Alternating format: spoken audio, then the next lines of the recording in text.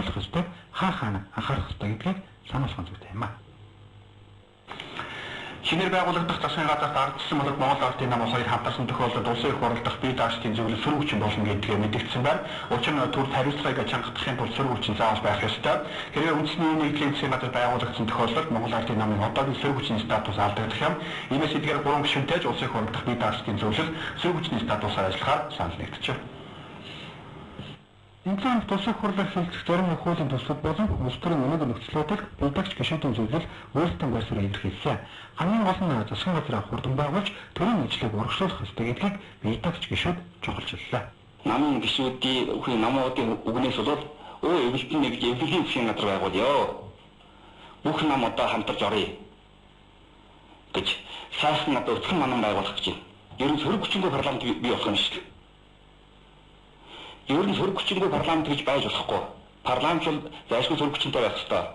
Парламентын халуун тоонтой босож байгаа тэр сайн муу юмыг гаргадаг тийм сөрөг хүчин байх ёстой. Энэ үргийг бол бие даашдын зөвлөл бол одоо гүйцэтгэнэ гэж бас хэлмээр байна. Бидагч гишүүдийн хувьд үндэсний зөвлөх хормоос дэмжигдсэн сайхан үйлчлэг дэмжих хэсгийн чухал бус ерөнхий сайдад нэр дэвшсэн хүн улсын хурлаар хурдан батлуулах ажлаа ардчилсан нам төрөвчлөх ёстой. Мөн ерөнхий төсөв бол эдийн засгийг эрүүлжүүлэх, цаашлаад хямралыг зогсооход бага боловч дэмжлэг болох учиртай гэдгийг байнгын дарга онцолж байсан юм а. Хяналтгүй парламент гэж байж болохгүй. Энэ заавал ард түмний хяналт байх ёстой. Тэр үүргийг гүйцэтгэх гэвэл бид ямар ч одоо сайхан амлалт бас татгалзах чадна. Тэрнээс өөр арга байхгүй шүү дээ.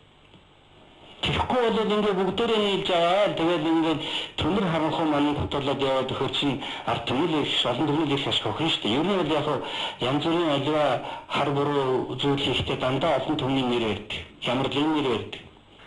Бидагч гишүүдийн хувьд улс төрийн нөхцөлөд дүгнэлт өгөхөөс гадна улсын хурлаар хэлэлцэгдэх хууль хуулийн төслийг дэмжиж яаралтай батлах ёстой гэдгийг ч онцолсон. Тодорхойлбол соёлын тухай хууль нэмэлт өөрчлөлт оруулах замаар үндэсний хэв шинжийг агуулсан кино нэвтрүүлгийг олон нийтэд хүргэх кодыг тогтоож өгөх. Өөрөөр хэлбэл гадны соёлыг сурталчилсан уран бүтээлүүдээс аль болох татгалзах ёстой билээ.